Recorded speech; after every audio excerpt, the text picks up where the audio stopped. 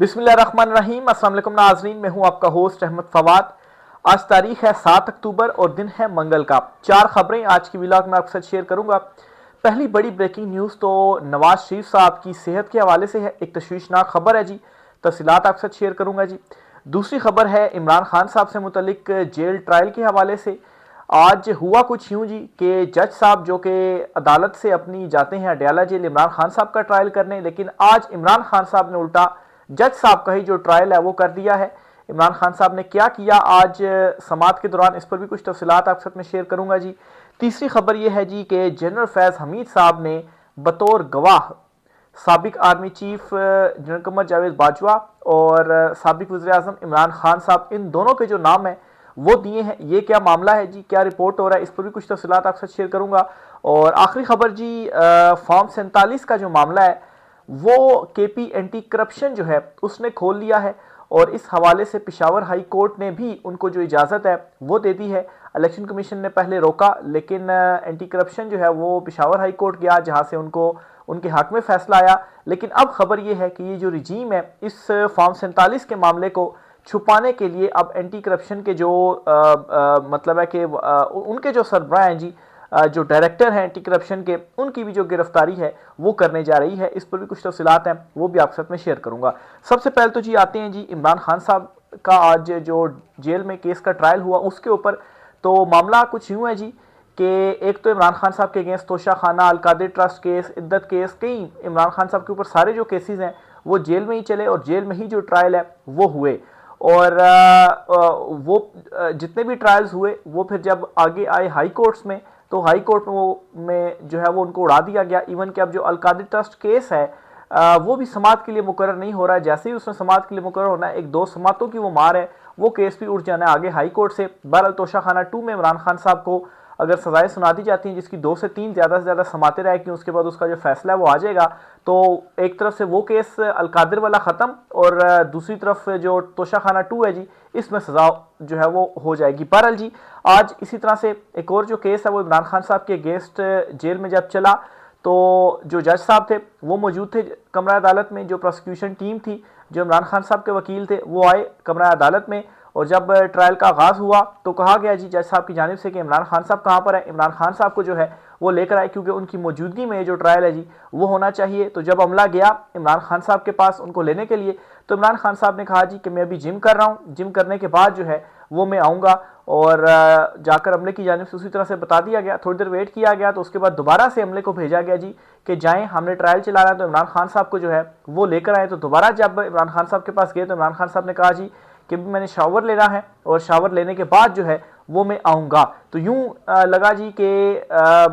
एक तरह से जो वहाँ पर प्रोसिक्यूशन है या जो जज साहब है उनका ट्रायल इमरान खान साहब कर रहे हैं, क्योंकि ये जो सारे केसेस हैं जी बज़ाहिर इमरान खान साहब को दबाने के लिए है, इमरान खान साहब के ऊपर नफसियाती दबाव डालने के लिए है कि इमरान खान साहब जो है वो अगर नफसियाती तौर पर भी हार कबूल कर लेते हैं तो हमें जो डील है वो मिल जाएगी। लेकिन हो क्या रहा है जी कि उल्टा इमरान खान साहब इनको मजीद फ्रस्ट्रेट कर रहे हैं, इनको मजीद इमरान खान साहब जो है वो तंग कर रहे हैं। और आज का जो ट्रायल है ये सिर्फ आज की एक एग्जाम्पल है। इससे पहले भी जो इमरान खान साहब के खिलाफ केसेस चले उनमें सजाएं हुई, उनमें भी इमरान खान साहब जो हैं वो इसी किस्म की जो चीज़ें हैं वो कर चुके हैं। यानी कि ये इमरान खान साहब को तंग करना चाहते हैं जेल में सख्तियां करके, उल्टा इमरान खान साहब इन्हीं के साथ जो नफसियाती एक हरबे हैं जी वो इन्हीं के अगेंस्ट अपना रहे हैं और इनको तंग जो है वो कर रहे हैं। और दूसरे उसमें हमें ये भी पता चलता है कि इमरान खान साहब जो है एक तो मेंटली तौर पर बिल्कुल मतलब है कि वो बहुत ज़्यादा स्ट्रॉन्ग है, और दूसरा ये कि इमरान खान साहब मतलब बिल्कुल नॉर्मल हैं। वो किसी चीज़ का एक होता है ना कि भी अब जेल हो गई है, अब मुझे इधर ही रहना पड़ेगा, तो इमरान खान साहब किसी चीज़ की भी उनको जो है वो उनको झुका नहीं पा रही है। इमरान खान साहब जो हैं वो डटे हुए हैं। तो एक तो ये आज की इंपॉर्टेंट जो डेवलपमेंट है वो हुई है। दूसरे नंबर पर जी बड़ी खबर ये है, नवाज शरीफ साहब जो हैं जी उनकी सेहत के हवाले से ख्वाजा आसिफ जो हैं जो कि वज़ीर दिफा भी हैं, उनकी जानिब से बड़ा एक इंकशाफ किया गया है और उन्होंने ये कहा है जी कि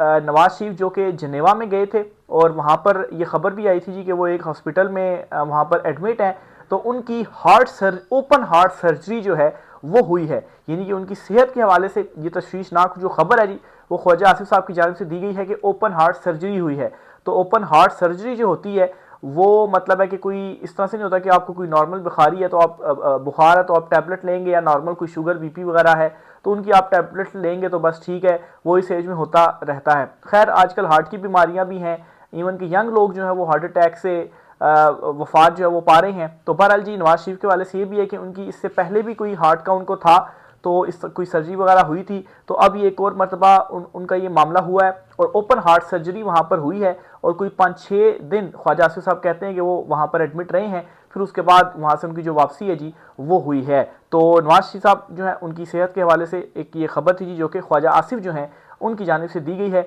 यानी कि हालत उनकी ज़्यादा तशवीशनाक है और एक ओपन हार्ट सर्जरी जो है वो उनकी हो चुकी है। तीसरी खबर जी जनरल रिटायर्ड फैज़ हमीद के हवाले से है।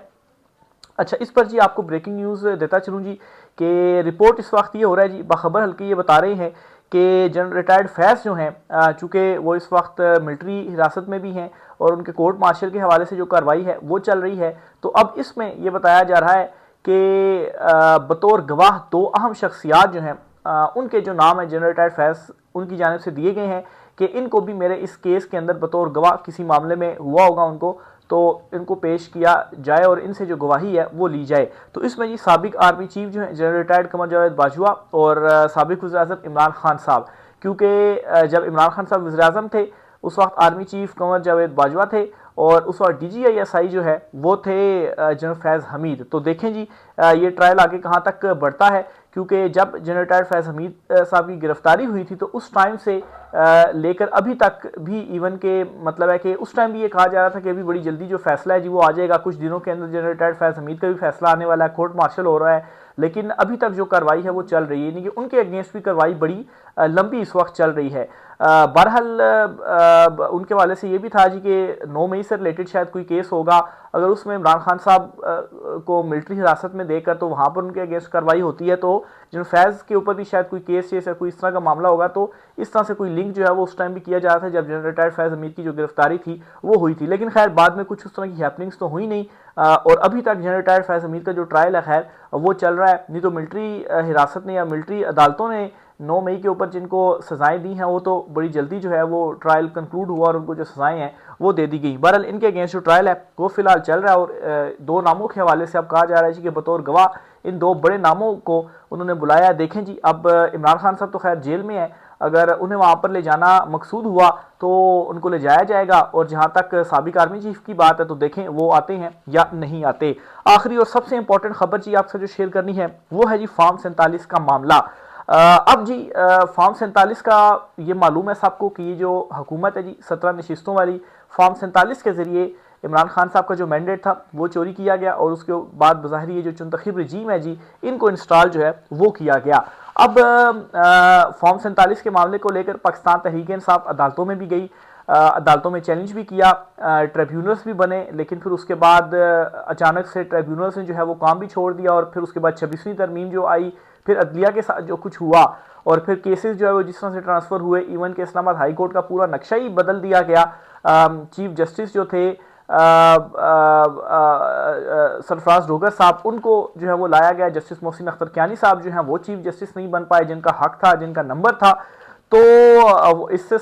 ये सारी जो चीज़ें की गई, इससे क्या हुआ जी कि फॉर्म 47 का जो मामला ट्रिब्यूनल्स में था वो नहीं खुला। इवन के इलेक्शन कमीशन ऑफ पाकिस्तान जो है जिसके चीफ इलेक्शन कमिश्नर जो हैं वो हैं सिकंदर सुल्तान राजा साहब, तो वो भी इस वक्त वो भी एक्सटेंशन के ऊपर ही हैं और अभी तक चीफ इलेक्शन कमिश्नर ही हैं। तो फॉर्म 47 का जो मामला है जी वो खुल नहीं रहा था, तो इस पर एक बड़ी डेवलपमेंट भी हुई और एक उम्मीद भी जागी, और वो डेवलपमेंट ये थी जी कि पाकिस्तान तहरीक-ए-इंसाफ के जो अहम रहनुमा थे उन्होंने जो KP इलेक्शन में वो हारे, उन्होंने एंटी करप्शन जो डिपार्टमेंट है जी उनसे जो रुजू है वो किया था। और वहाँ पर क्या हुआ जी कि और वो इस वजह से किया कि कुछ प्रिजाइडिंग ऑफिसर वगैरह जो थे उन्होंने कुछ जो गवाहियाँ हैं वो दी कि वाकई जो धांधली है वो हुई है, और फॉर्म 47 के हवाले से कुछ जो चीज़ें थी वो सामने आई। तो ये जो मामला है जी वो एंटी करप्शन में भी आता है। इस पर जब तहकीकात का आगाज़ किया गया तो इलेक्शन कमीशन ऑफ पाकिस्तान ने क्या किया, रोक दिया एंटी करप्शन को कि नहीं वो तो नहीं कर सकते, ये तो हमारा मैटर है। तो एंटी करप्शन वाले मामला ले गए पेशावर हाई कोर्ट में, और पेशावर हाई कोर्ट ने क्या किया जी कि इलेक्शन कमीशन ऑफ पाकिस्तान का जो फैसला था जी उसको ख़त्म कर दिया और एंटी करप्शन को इजाज़त दे दी कि बिल्कुल आप जो तहकीकात हैं इसमें वो करें और अपनी तहकीकात को जारी रखें। तो इस पर जी अब डेवलपमेंट ये हुई कि एंटी करप्शन जो थी वो इसके ऊपर अभी तहकीकात कर ही रहा था कि एक और जो खबर है वो सामने आई है, और वो खबर ये है जी कि ब्रिगेडियर रिटायर्ड मुसद्दिक अब्बासी जो हैं, जो कि डायरेक्टर एंटी करप्शन है जी, इनकी मुमकिन तौर पर जो गिरफ्तारी है वो होगी। और वो गिरफ्तारी इनकी इसलिए होगी क्योंकि ये डायरेक्टर हैं और इनके नीचे वो सारा काम चल रहा है, और अगर इसी तरीके से चलता रहा और फॉर्म 47 का जो मुद्दा बड़ी मुश्किल से दबाया गया, अगर ये मुद्दा सामने खुलकर आ जाता है तो फिर जो बुनियाद है इस रजीम की, इस चुनतखिब रजीम की, फॉर्म 47 की, वो बुनियाद ही टूट जाएगी। तो ऊपर खड़ी जो सारी इमारत है वो जाहिर सी बात है खुद ब खुद ही टूट जाएगी। तो अब ये किया जा रहा है जी खुद को बचाने के लिए। सनम जावेद जो हैं उनकी भी गिरफ्तारी की गई है, कल रात के गालिबन उनकी जो गिरफ्तारी है वो हुई है। अभी जब मैं वीलॉग रिकॉर्ड कर रहा हूँ तो कोई उनके हवाले से खबर सामने नहीं आई जी कि वो अब कहाँ पर हैं, उनको किसने गिरफ्तार किया या अगवा किया, किसी अदालत में उनको अभी तक पेश जो है वो नहीं किया गया। और ये भी कहा जा रहा है कि मजीद भी लोगों की बारियाँ आएंगी। इनमें जो तैयबा राजा हैं जी वो भी काफ़ी सरगर्म कारकुन है पाकिस्तान तहरीक इंसाफ की, तो उनकी भी जो बारी है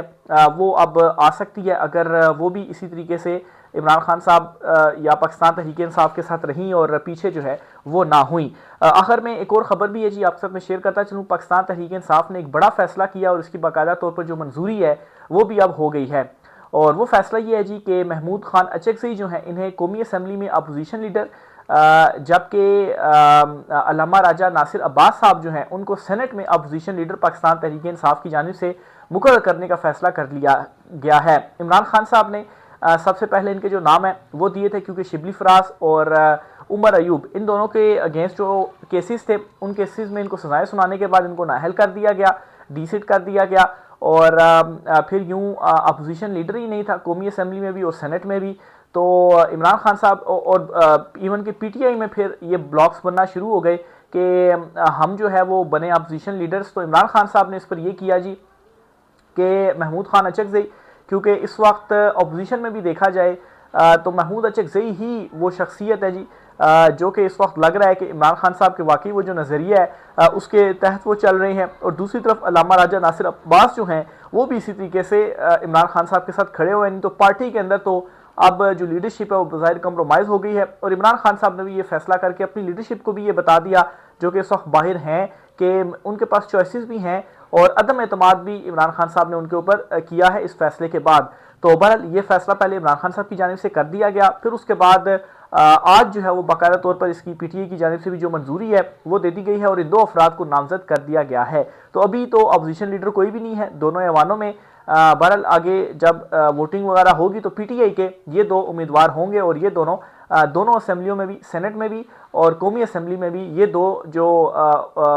महमूद अचकज़ई और अल्लामा राजा नासिर अब्बास जो हैं वो अपोजिशन लीडर मुकर्रर होंगे। तो ये जी आज की कुछ आम तरीन तफसीलात थी। राय का इज़हार कीजिएगा। आज की व्लॉग से इतना ही, इजाज़त दीजिए, अल्लाह हाफिज़।